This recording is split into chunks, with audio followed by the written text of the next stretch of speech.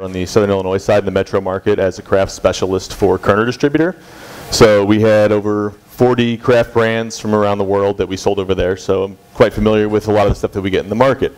So basically, a little bit about Big Sky. I don't know how familiar any of you guys are with the history, but they were founded in 1995.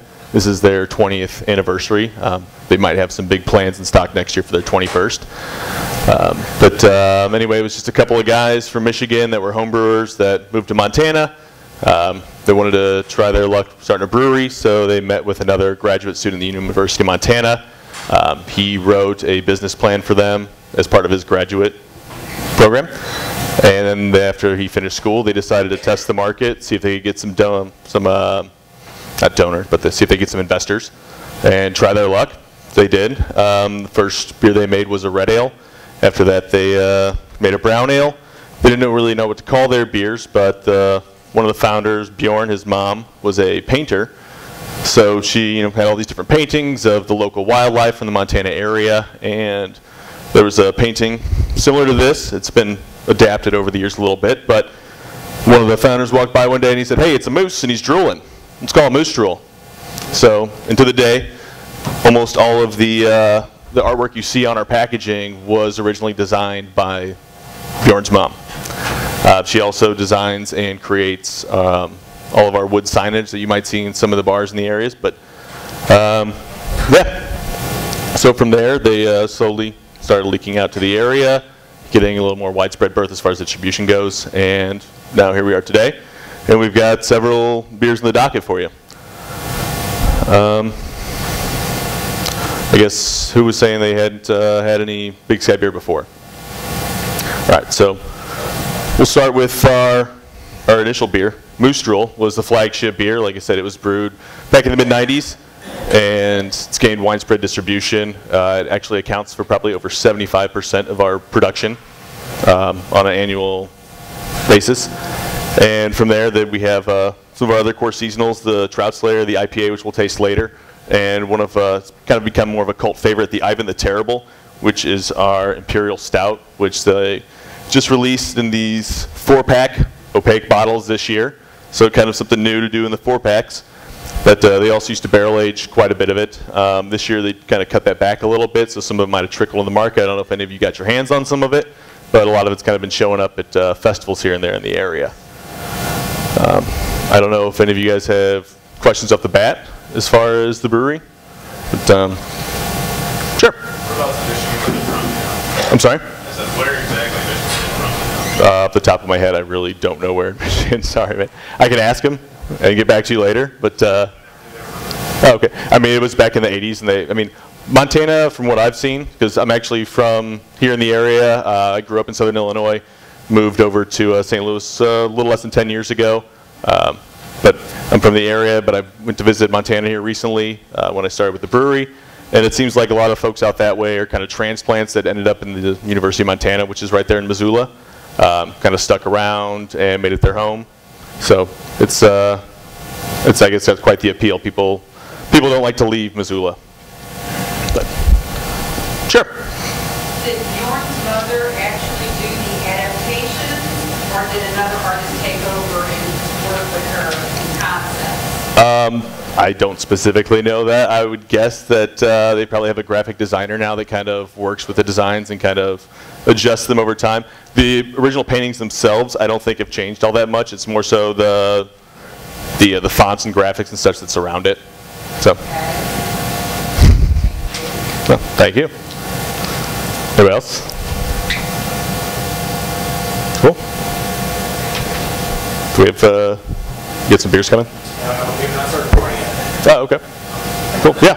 How many different types of beer does Big Sky brew? On an annual basis, I would say I'm trying to think off the top of my head, because some of the year-round and some of the off stuff doesn't actually make it into this market, just because this is the westernmost market, or easternmost market, I'm sorry, that Big Sky actually distributes to. But on a given year, they probably brew over 20 different beers. Some of the stuff is experimental, kind of trying out. They run what they call a shoulder seasonal program. So in spring, late winter, they'll run a couple different seasonals out. So this year was our Camp Robber Coffee Porter. I don't know if any of you guys got any of that or tried any of that. And then after that, there was the Heavy Horse Scotch Ale, which I think a little bit might have come in around here. And then our summer seasonal is Summer Honey, which they've been making for years. And basically, it's it's a slightly darker beer than some of the other summer seasonals that are available from other breweries. But it's kind of a big favorite in the Montana area, so they sell tons of it every year. The fall seasonal is also one of those kind of rotating ones that they kind of play with each year. There's been talk this year it's going to be a rye pale ale. So as soon as we have more details, we'll get those. And then their winter seasonal is also a staple like the Summer Honey, and it's called Powder Hound. It's more of kind of a stronger, more balanced IPA though. So it's their normal IPA is I think 6.2 ABV, and the Powder Hound's upwards more of like 7.1 or so. Like I said, a lot more malt thrown in there to kind of balance it out, but it's got a nice big hop character that definitely plays well in the colder months. Yes, sir. Pasteurized? I do not believe they pasteurize, but I will double check on that for you here if I get a break. I'm sorry. And somebody else have a question for you? Yes. I just had a question. Did you say that you're a test market for some of these? No, not a test market, but I'm saying that basically some of the brewers will brew smaller batches back in the Montana area. So that's more of the test market where they'll kind of move stuff around and try new things. And then if they're successful, then they'll maybe introduce them as seasonals later in the year and then following season. So.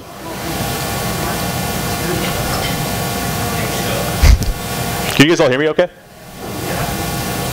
Yeah, we just had chatterbox. Oh, that's all right. This is weird. I'm not used to wearing one of these things, so it's kind of funky. I hear like my own echo coming back. What's up? So how many barrels do you produce per year? So Big Sky generally produces upwards of 40,000 barrels a year. The brewery does have capacity to brew upwards of 80,000. So I mean, if they need to expand to accommodate for growing demand, then they will be able to do so. And actually, since their creation in 1995, they have continually grown every year. So I mean, it may only be 2-3%, but there's generally sustainable and slow growth through the market. So, anything else? Can you talk a little bit about expansion and about scope and about distribution and that sort of stuff? I can't actually speak too much as far as expansion because there's an agreement between Big Sky and Moosehead Brewery. So we're in the states that we are now, and basically we're, I guess, capped at that for the moment. I mean, it's kind of way over my head. I'm sure they'd love to get into newer markets at the moment, but we're kind of where we are right now. Oh, thank you. Was it a legal agreement that they agreed not to go into certain areas, to stay out of the other one's territories? Yeah, and it was kind of I guess Moosehead had come after Big Sky when they released the Moose Drool, and it gained popularity.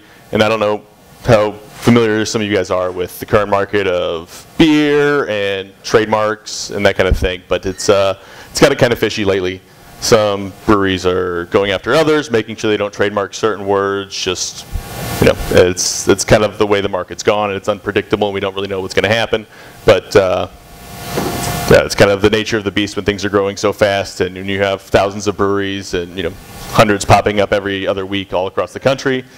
Names are going to be similar, and as they grow and enter new markets, they're going to be infringing on other people's names, that kind of thing. So, just sort of nature of the beast. Anyway, so we've got Moose Drool in our hands, right? So this is our flagship beer. This is an American brown ale. It's made with 4 different kinds of malts. It's with pale, crystal, and then some roasted brown and chocolate malts. It's got a blend of both English and American hops with East Kent Golding, Liberty, and Willamette. It comes in around a little over 5% ABV, around, I believe, 25, 26 IBU sort of thing. So as you can kind of tell, it's got a nice roasty character to it. It's got enough hops to kind of balance it out, but not too much that it kind of overtakes that malt presence there.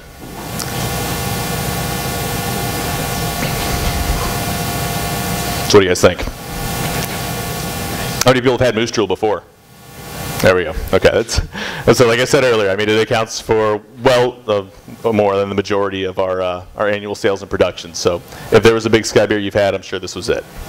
So the newcomers to Big Sky Brewery. What do you guys think? Very good. So far, so good? Right on. Does anybody have any questions about Moose Drool? I'm curious about how many people have had Big Sky beer before, but have had something other than Moose Drool. How many people have had a Big Sky other than Moose Drool? Okay. Awesome. All right. This way. Let's. Yeah. So she asked where the name Moose Drool came from. As I mentioned earlier, Bjorn's mother, one of the founders, used to do paintings of the local wildlife. And one of the other guys, when they were sitting there trying to name beers, saw this picture. And it's actually a moose drawing its muzzle out of the water, so the water's dripping off of it. He said it was drool, and they were like, hey, let's call it Moose Drool. And that was that. So the name itself, I mean, I've heard some people say it turns them off, but a lot more people are into the novelty of having to try the beer that's called Moose Drool. So. Yes? You may have already mentioned this, but I missed it. Is your brewing facility in Missoula? Is that right? Yes, sir. It is in Missoula. Is it awesome? It is awesome. I've been there. It's Favorite town in the country? it's fantastic. Yeah, it's lovely. I've never had your beer, but it's in your brewery. Oh, nice. So you've been there. I have. So you know it's awesome. Okay. Yes, sir. So I found one of your bottle caps before here, and it says riding shotgun underneath the cap. Yeah. Do they all have various different little funny things that they say under the cap, or is it always just riding shotgun? They all have, say, different things. Some of them have our logos. Some of them, have little quips like that. There's a guy in our office that he does various other jobs for us too, but one of the ones he thinks up the stuff that's under the caps. Some of them might be inside jokes to himself. I don't understand half of them, but This one says buckboard. yeah, there you go. There's some other that say, hold my beer and watch this, which was, I guess, the unofficial slogan of the guys who drink beer in Montana, because it was kind of an old tradition where if you were going to go off and after you've had a few, go do something stupid, jump off of something or dive into something, it was like, hey, hold my beer and watch this. So there's a lot of our point of sale kind of stuff that's out there in the market that'll say that as well. So if you ever come across that, you'll know. Anything else? So what makes the brewery awesome? That's what I want to know. Because there are breweries all over the country, in every city, and they're, what makes this one different? Like I said, I mean, they're from Montana, and I mean, it's kind of a niche market in itself. It's a different way of life out there. I mean, lots of outdoor stuff. I mean, they've got their mountains, they've got their rivers, they've got lots of stuff to do out there, and the guys at the brewery kind of embody all that is the Montana culture, and they've got a very tight-knit group. I mean, they employ about 45 people nationwide, and then there's probably only 5 of us that work outside of the Montana area. I'm one of them, and I mean, really, they just they've got a state-of-the-art facility that they run very efficiently, and there's not a lot of waste either as far as that goes. I mean, their spent grain they send to some of the local farmers, and they end up bartering for for meats back from the cattle farmers in exchange for the spent grain. There's not a lot of wastewater that goes on out there either. So.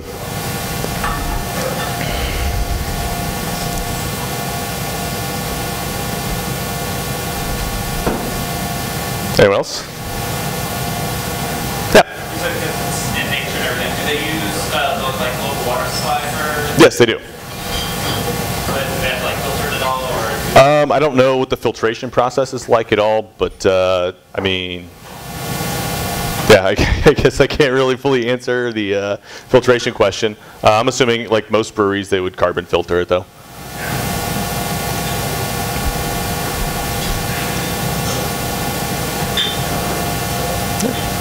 Anyone else? I think in Missoula there's probably more bicycles than cars.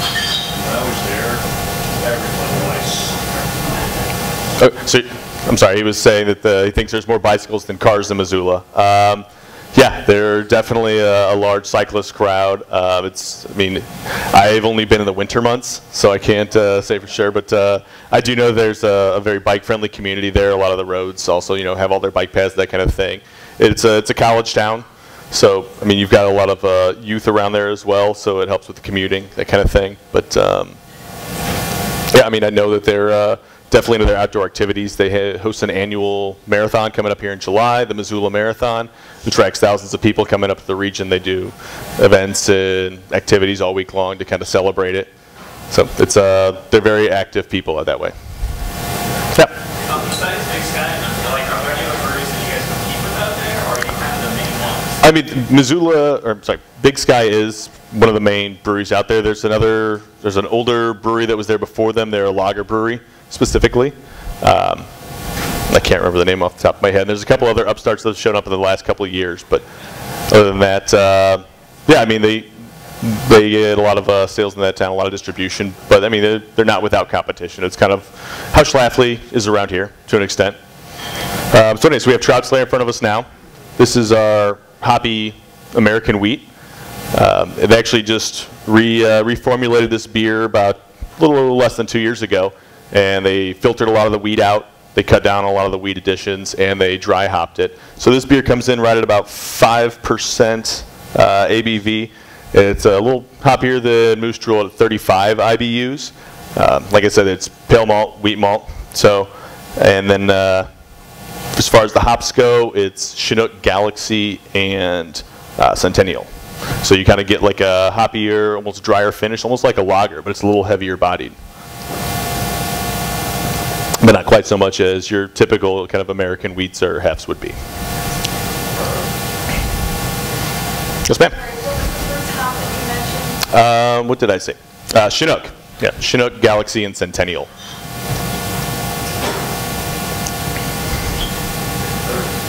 Anyone else have any questions? Yes, sir.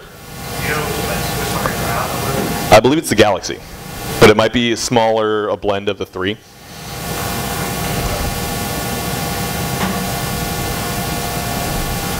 What makes it kind of dry like this? What is it that makes it so dry? Like it's really dry. Yeah, so I mean, with it being a lighter bodied beer, you know, a minimum amount of hop additions is really all it takes to kind of balance it out. And with the dry hopping thrown on top of that, you're getting that immediate kind of dry, slight bitterness on the front of the palate, and then the bittering hops that are thrown in there too kind of dry out the back of the palate as it kind of goes down. But, yes, sir. I'm sorry? High attenuation. Attenuation? I'm trying to remember, because when I was there back in January, I talked with the brewer, and I want to say that their yeast is probably attenuating. Man, I'm on camera, and I don't want to say something that's incorrect. So, I mean, I would guess that, I mean, they're probably attenuating somewhere between 75, 80%, I mean, with the ales. I mean, you're not going to get much higher than that, I don't think, unless you're lagering. Right. How many of you guys are drinking this beer for the first time? A lot of people. Do you guys like it? Is this something you can drink in the summer? Yeah. Camping beer? What's that? I think it's in cans. Yeah, it's actually Moose Drool, Trout Slayer, both available in cans. Our distributor here in the area has both of those available. I don't know if they're hitting all the grocery stores yet, but yeah, I mean, demand sets supply. So if you guys go out there and ask for it, we'll get it to you. So those the only three available in cans? No, actually, almost all of our line, except for a couple of our seasonals, are available in cans. Our pale ale, which really is kind of a crowd favorite up in the Montana area, is called Scapegoat. That's available in cans. Our IPA is available in cans. Our Summer Honey seasonal is available in cans. Powder Out into the winter available. And we just released a new session IPA called Pygmy Owl, which was actually a spring, one of the shoulder seasonals I talked about earlier, that was available last spring. Was so successful that they decided to release it year-round, and it is now available both in bottles and cans year-round.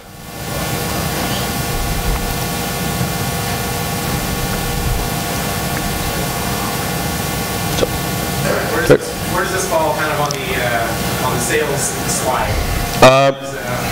It kind of goes market by market. I mean, some places it really flies, and some places it just kind of takes time to catch on.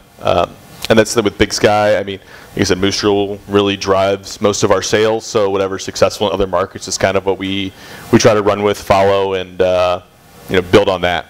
So that there's not any specific, you know, number 2, 3, 4 hitter. It just kind of goes market by market. I'm not sure if this applies to anything at all. Mm-hmm. What is the the altitude of Missoula, does that have any influence on the brewing process? Oh man, you're asking questions that. I'm sorry. He asked what the altitude was in Missoula and how it affects the brewing process, and I'm trying to think. I mean, if I was going to guess the altitude, because actually Missoula is inside a valley that's like a convergence of about 5 or 6 different mountain ranges there, so it's not as high as you would think, but it is still up there. I mean, let's ballpark and say 8 to 10,000 feet, and then we'll check it later and see if I was right. No? I was going to say 4,000 maybe? Yeah. Okay, yeah. What am I thinking? Because I'm trying to think. We are making this up because I worked in Oregon for a while, several years back, and I was in Bend, and that was about 8,000 or so. 3209. Oh, hey. So you guys were all wrong, but I was less wrong. Okay, cool. As far as how that affects the brew process, I'm guessing you can boil water a lot faster, so you can get your beers cooked a lot quicker, a lot more efficiently, so you're using less energy as far as the whole process goes. Other than that, I don't really know. But that quicker boils, for sure. Yeah.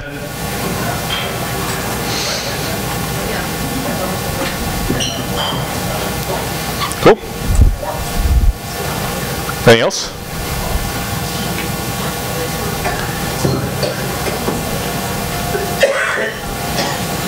Right. So that was Trout Slayer. So is there anything kind of coming down the pike, anything really exciting and unique? There's been One-offs or anything that...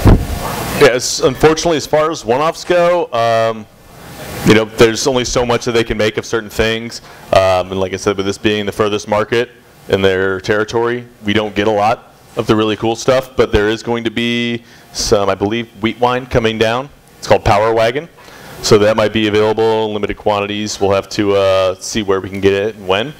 Then there's been discussion of doing another 4-pack seasonal to kind of coincide with the Ivan the Terrible, kind of making it a year-round 4-pack sort of thing. So it's rotating maybe 2 or 3 different seasonals throughout the year rather than just having one 4-pack release in the wintertime. As far as what those beers might be, I couldn't tell you right now, but I do know that the brewery themselves, because they're smaller, they've got more room to operate, and they run things rather efficiently. They can kind of play around with different styles and experiment a little bit more to where they're more of an adaptable brewery than other places that have set schedules and much higher demand. But yeah, I mean, I wish I could give you more of a definitive answer, but it's just kind of fly by the seat of the pants sometimes. It's whatever just sounds good, and they're just going to go ahead and run with it. So,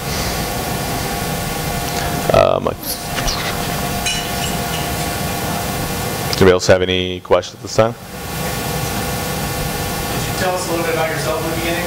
Kind of why you have this job, where you came from, that kind of thing? Okay, yeah, sure. Your interest, your passion? So, actually, I started homebrewing probably 6 years or so ago. And at the time, I was actually working, doing PR in the nonprofit sector. Kind of got fed up with that, traveled way too much and wasn't home enough. And had a buddy that was running a wine bar. He got in with a distributor. His distributor kind of got bought up by another distributor, and then he got a job. I told him that if there's ever an opportunity, I would jump in at the bottom rung to get into the business, because I mean, like I said, I was a home brewer. I loved craft beer. Just all things beer. I was all about it. And one day there was an opening as a merchandiser. I don't know if you guys know much about the distributing world, but these are the guys that wait for trucks to arrive at grocery stores or wherever, and pallets and pallets of beer show up, and they work at all the shelves. So I did that for almost a year, and then came on as a rep, and then less than a year from there, I made my way as a craft specialist with Kerner Distributor. And like I said, within this past year, I just got hired on with Big Sky.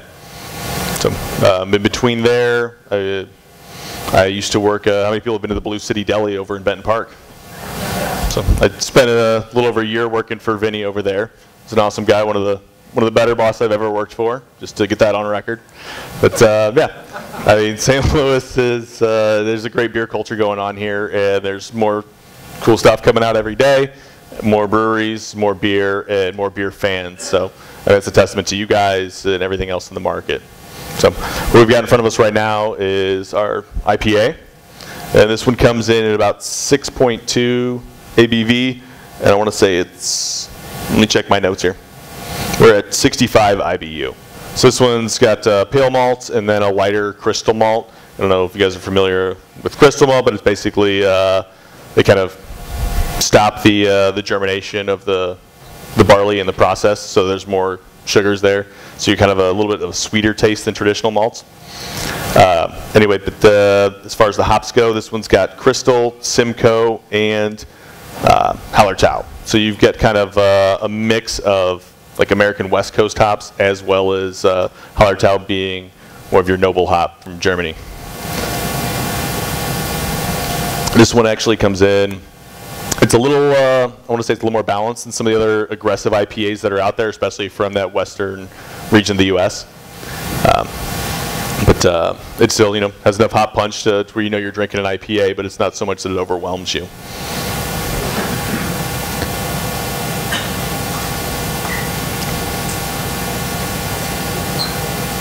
What do we think of this one? You guys think? Great. Pretty balanced. What kind of flavors do you guys get out of this beer? Seems like there's a lot going on. Grapefruit? It seems fruity in general. I mean, yeah. You guys think that? Passion fruit? So the Simcoe is kind of a, I don't want to say necessarily newer, but a more popular hop these days with a lot of the Western breweries. I mean, it definitely lends itself to having more dynamic flavors than some of your traditional hops, you know, like the Cascade, which is just more basic citrus, that kind of thing. Where Simcoe, you know, for people like you said, guava, you know, some of the more tropical fruits, or even, you know, berry flavors, that kind of thing. So Simcoe is a fun hop to around with, and it definitely does wonders for, you know, the nose and the flavor of the beer. What was the IBUs on? 65. It just doesn't seem like it has more flavor than actual like bitters too. Right. Is it dry hop? I believe this one is dry hopped. If they dry hopped it, it was probably with the Crystal.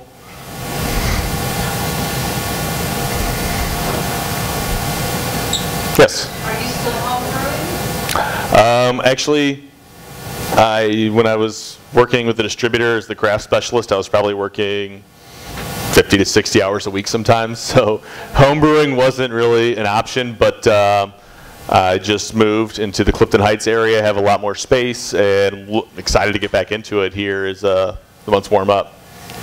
I've got recipes that I've put in the shelf for years that I'm ready to get back into. Maybe you can get some hops that a normal person could work with that. I'm sorry? I said maybe you can have access to some hops that you wouldn't normally have access to. It's entirely possible. But you've been working with Big Sky for a year, did you say? No, not even. I started at the beginning of this year, so Okay. just over 3 months. Oh, so you've probably only been there once, right? Well, I went there to interview and then for a tutorial kind of thing. Okay, so how often do you think you'll be going back to actually absorb a little more? Well, I'll tell you, I'll be going back in May and then again in July. So the owner has insisted that I return at least quarterly to make sure that I can fully experience the Missoula lifestyle, so I can bring it back and you know, impart that on all of you. Southern Illinois, for sake. Oh, absolutely. It's totally different when you're out there driving and you've got mountains on, you know, every horizon. So it's a different world. Yeah. When you say lifestyle, you mean floating down the river drinking beer? No, I mean, we can do plenty of that here. I think their rivers are a little faster. I mean, yeah. Faster, is that what you said? A little bit faster. So, I mean, you know, it's a little more adventurous. I mean, their rivers are faster and their hills are a little taller. Have you ever been on the Black River? I have been on the Black River. Right. Yeah. Right.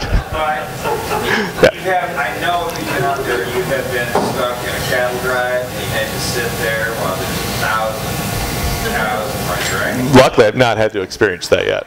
I have not. No, so I guess I really haven't lived, you know, the Montana life yet. I lived